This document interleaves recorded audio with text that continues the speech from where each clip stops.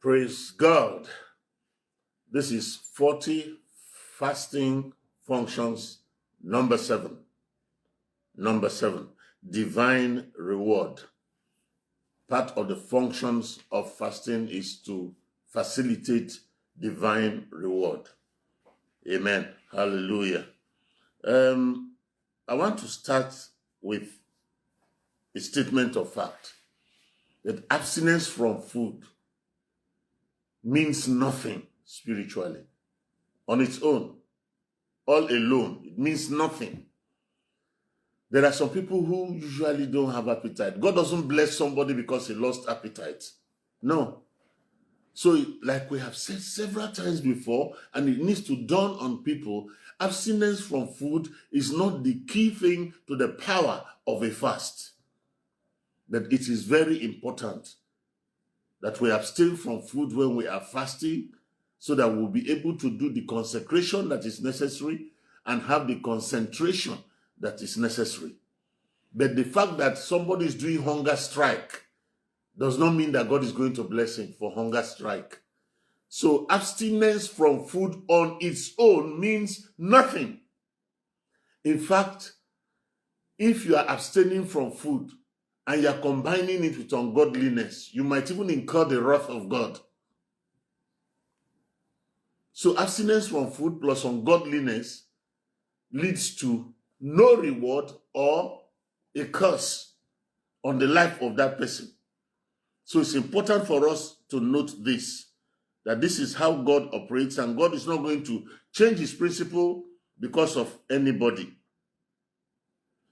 Then we also need to note that fasting in its proper combination becomes an art, not just an act. If it is just abstinence from food, then it's an act. But when you combine it with the other things that make up the fullness of fasting, then it's an art. We must note this and remember this very, very well, because it's very important. Then in the Old Testament, they did a lot of things that people had to see, or that people saw. They did them openly. They wore sackcloth, they put dust on their heads, then they would sit down in the presence of people. Sometimes they would lie down flat, They did things that people needed to see. But in the New Testament, God has not changed. Even in the Old Testament, when it was sackcloth, ashes, sitting down, weeping before people, what God looked at was the heart. God has not changed. But the way he dealt with people in the Old Testament is not exactly the same way he deals with us in the New Testament. In the New Testament, we also have sacrifices that are made, but they are made in a different way. They are no longer made openly for men to see, but they are made secretly unto God. So the rending of clothes, we still have a rending of clothes, but this time is our hearts we rend. The intensity that followed the fast in the Old Testament is still there in the New Testament and is stronger, but it's no longer displayed to men. It is done in secret to God. And God, who sees in secret, rewards us openly.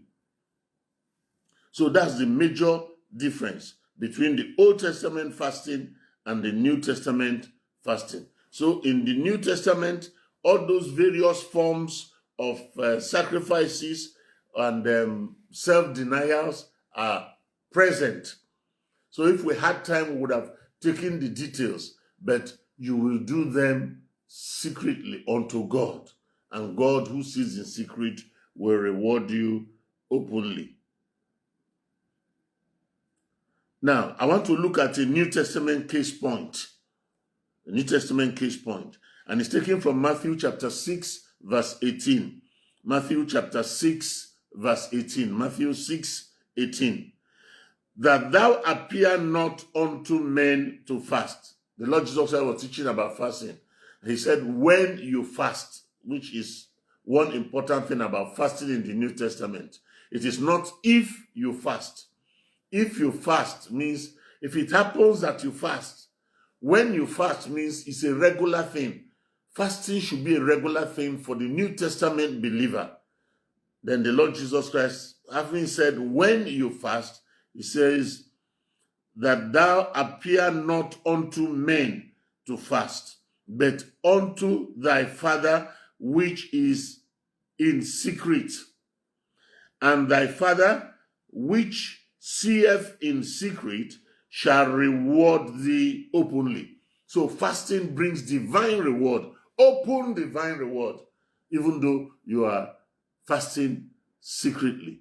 You are taking a number of the steps secretly, that it brings open reward. So let's not forget the fact that in the New Testament is when you fast, when you fast, when you fast. If the Pharisees fasted once a week, a child of God is supposed to fast more than once a week. Let's remember also that even though we can take 40 days on water only, especially when it comes to consecration, I'm going to take a time to talk about that one, a consecrated fast. But even when we omit our breakfast because we are seeking God's face, it counts, because the setting of the heart is what counts with God. That's what is important. That's what gets the reward. But if you take a long fast, the blessings are abundant. Because some people may now say, because Pastor Charles Achonwa said, if you omit your breakfast, that you set your heart and God has answered you, and so they don't take a long fast anymore. No, it depends on the level of consecration, how far you want to go with God. If you want to see the exceeding abundantly above all you ask or think, it's according to the power that is at work in you. And that power that is at work in you will make you take a fast that is more than just missing your breakfast. But sometimes all you need to do, you cannot help it, is to either miss breakfast or miss lunch or miss supper. Or sometimes you modify your meal and take a lighter meal over a period of time. The spiritual intensity could be very great. Many times we call it fasted life, the fasted life. So in the New Testament, what counts is you do it in secret unto your Father who is in heaven. And God who sees secretly will reward you openly. We thank God for fasting. Fasting brings divine reward openly, even when we do it in secret. So there are certain keys that you need to know. There are certain keys that are important, and we need to know these keys. They are the keys to successful fasting, keys to successful receipt of rewards from the Almighty God. The first one, number one, is that God owes nobody. God owes nobody. God doesn't owe anybody. Anybody who invests a sacrifice, an offering in God, will be rewarded. Fasting is like an offering you are offering to God. It's like a sacrifice that you are offering to God. It's a living sacrifice, not just a burnt sacrifice. It's even superior to the burning of animals. You know, fasting is a sacrifice unto God. It's an investment that you are making. And when you make it, you receive your reward. God does not owe anybody. God never owes anybody. God gives to anyone exceeding abundantly above whatever the person has given. There used to be one Kabiesi in Ondo. He was the king of Ondo Kingdom. He had one habit. God had blessed him abundantly with wealth. So anytime you visit him, he will check whatever you have brought to him. Whatever you bring to him, he will make sure he gives you a multiple of that, either in financial means or in gifts. But he will always make sure he gives you much more abundantly than whatever you brought. And God is superior to any king on earth. So God doesn't owe anybody. Have it in mind that when you are fasting, though nobody is seeing you, God is seeing you. And God is going to reward you far more abundantly than the sacrifice you have made. Take your fast as an offering unto God. And God will accept that offering and give to you good measure, pressed down, shaking together, and running over in the name of Jesus. God will do for you exceeding abundantly above all that your fast implies in the name of Jesus. That your fast is coupled together with the right attitude, the right language, the right lifestyle, because these are important. The fast must not be alone, but your attitude must be right. It's not towards men. Your attitude is towards God. Your language must be right, not just towards men, but towards God. then your lifestyle must be in alignment with the will and the purpose of God, with godliness, so that God, who sees in secret, will reward you more abundantly, openly. So we need to understand this, so that whenever you fast, expect a reward, because God will reward you far more abundantly than whatever your fast is all about. Then the second thing we need to note is that fasting, when it is well done as an offering or as a sacrifice unto God Almighty, that God rewards it spiritually, psychologically, maritally, physically, financially, ministerially. God rewards it from every dimension. You have brought a sacrifice from one dimension. You have brought a fast to God. Then you receive divine reward. When God is rewarding you, his divine reward comes with financial blessings. It comes with promotional blessings, protectional blessings, provisional blessings, marital blessings, family blessings, ministerial blessings, abundance of souls coming to you, revivals being poured out in your time.